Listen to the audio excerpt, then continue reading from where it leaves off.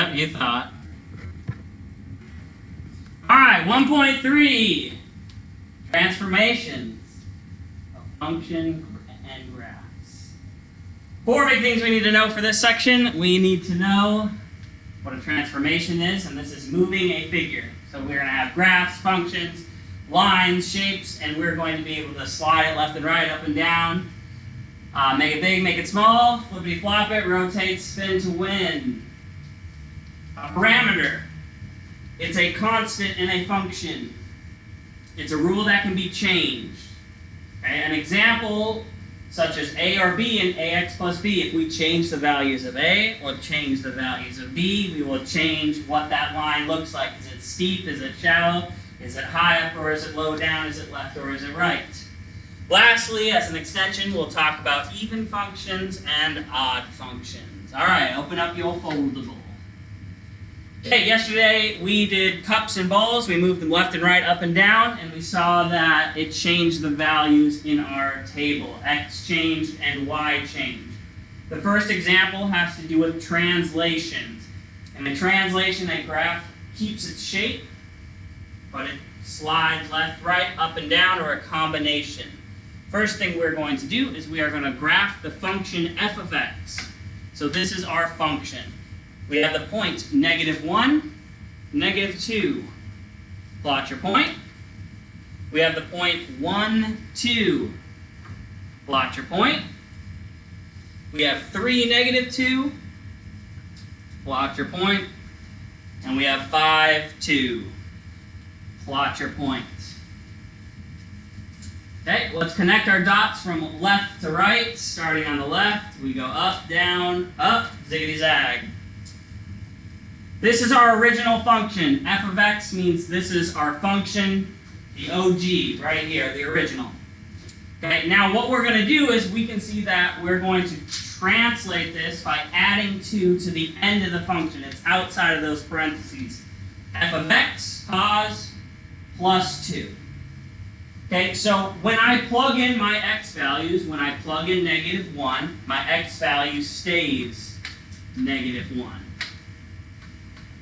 When I plug in 1 for x, it stays 1, and when I plug in 3, it stays 3. Lastly, when I plug in 5, it's going to stay 5. When we add 2 to the end, the outside of a function, it doesn't change the value of x. X stays the same. However, what does change are my y values. When I plug in -1 for f of x, I get -2. That -2 is right here. When I plug in -1 for f of x, I get -2, and I add 2 to that. -2 plus 2 is 0. When I add 2 to 2, I get 4. When I add 2 to -2, I get 0. And when I add 2 to that last 2, I get 4. All of my y values went up by 2.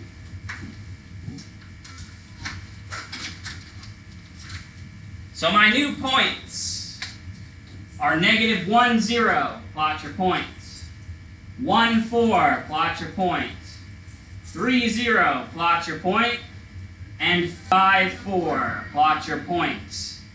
And ziggity zag. If you were to describe this function went up 2. Its shape didn't change, it didn't turn, it didn't flip. It just, each point and line slid up exactly 2. When you add to the end of a function outside of its parentheses, it moves it up. I wonder what would happen if we subtract from it. Move down. Okay, next one. We have the same function. We're going to plot our points. -1, -2. 1, 2. 3, -2. And 5, 2. We connect our dots, ziggity zag. This time, we're subtracting 2 on the inside of the function from x. F of x minus 2. So when I plug in this first -1 into my f, I get -1 minus 2, which is -3. I still get the same output, -2.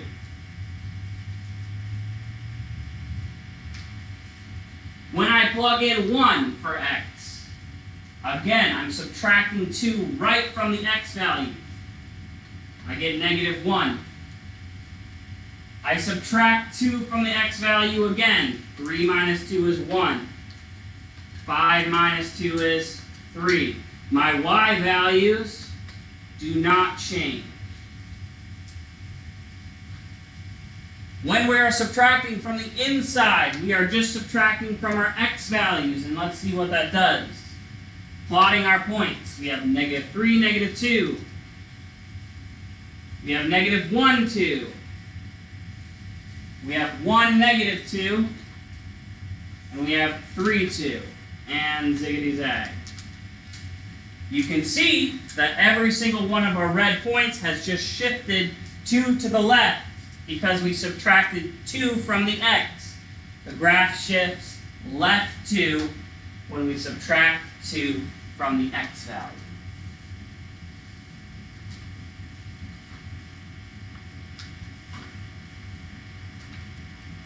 So what effects does the parameter 2 in the rule g of x equals f of x plus 2? This is what we saw in our first graph. We saw that the function f of x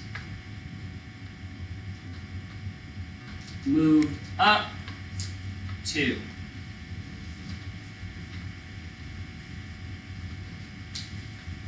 When the function was being subtracted by 2 on the inside,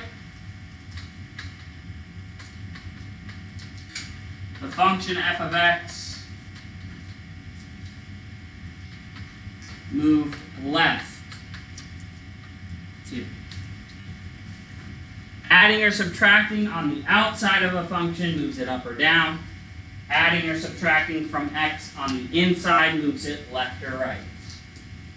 Those are our translations. Next, we have stretches and we have compressions. Stretches and compressions actually change the shape of our graph. They're not just sliding left and right, up or down. They're actually being pulled and pushed, either up and down or left to right. They're being stretched like Laffy Taffy. Our first example, we have our function f of x, again, still sticking with our ziggity zag. We have -1, -2. We have 1, 2, 3, -2, and 5, 2.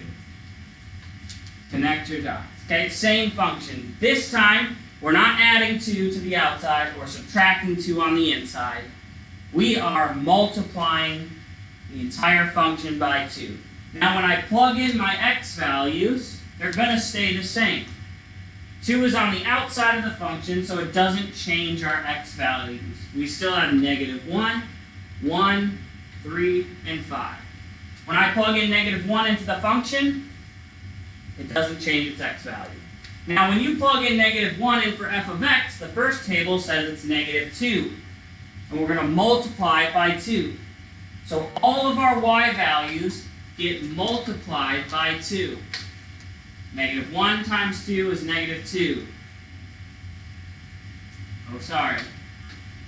-2 times 2, y values. -2 times 2 is -4. 2 times 2 is 4. -2 times 2 is -4. And 2 times 2 is 4. Again, we multiplied all of our y values by 2. Times 2 times 2 times 2 times 2. Times 2 times 2 times 2 times 2. So let's see what effect that had on the graph. -1, -4. 1, 4. 3, -4. And 5, 4. Connecting my ziggity zags. you can see the shape of my graph has changed entirely. It still has this basic ziggity-zag. However, it's like we've grabbed the bottom, grabbed the top, and stretched them. Because we multiplied this by 2, we've actually stretched it by a factor of 2, making it about 2 times taller. Okay? We call this a vertical stretch. This is called a vertical stretch. Stretch. My writing is terrible. Vertical stretch. Okay, but what happens if we multiply the inside? What happens when we multiply the inside of a function by a number? Here, we have our function f of x that we're multiplying the inside, the x values, by 1/2. This means I'm going to multiply all of my x values by exactly 1/2. Okay? So you may need a calculator, because we're about to multiply all of them by 1/2, but first let's graph our zigzag. -1, -2, 1, 2, 3, -2, and 5, 2 again. Connect your dots, ziggity-zag. We are multiplying all of our x values by 1/2. Because that 1/2 is on the inside of the function, it's touching the x, we're multiplying x by 1/2. When we multiply our x values by 1/2, we get -1 times 1/2, which is -0.5. 1 times 1/2, 0.5. 3 times 1/2 is 1.5. And 5 times 1/2 is 2.5. We can also write those 0.5s as 1/2 if you would like. Our y values don't change. -2, 2, -2, 2. Now we do our best to plot these points. Left, -0.5, which is left 1/2 and down 2.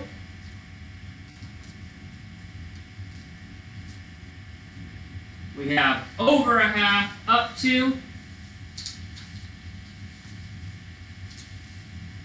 We have over 1.5 down 2. We have over 2.5 up 2. And we connect our ziggity-zag. You can see that our function has gotten squished horizontally. We call this a compression. It's like you took your hands on both sides, the left and right side, and pushed this spring like a spring inward. We've compressed it by a factor of 2. It is now twice as compressed as it was before. So what effect does the parameter 2 and g of x equals 2 times f of x have on the graph? This is called a vertical stretch. A vertical stretch. It's been stretched vertically.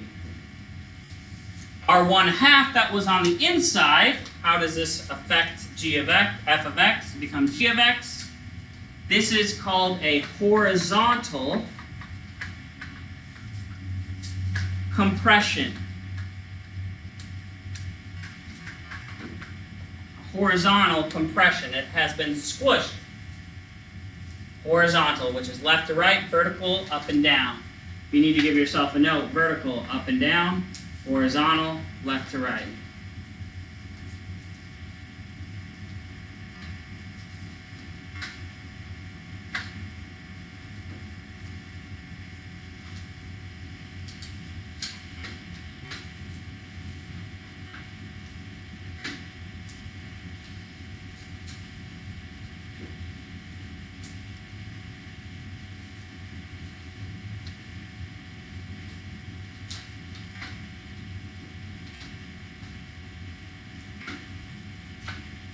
Looks as though I've left out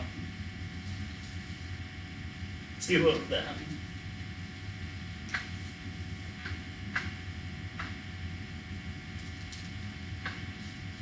All right, we pause here.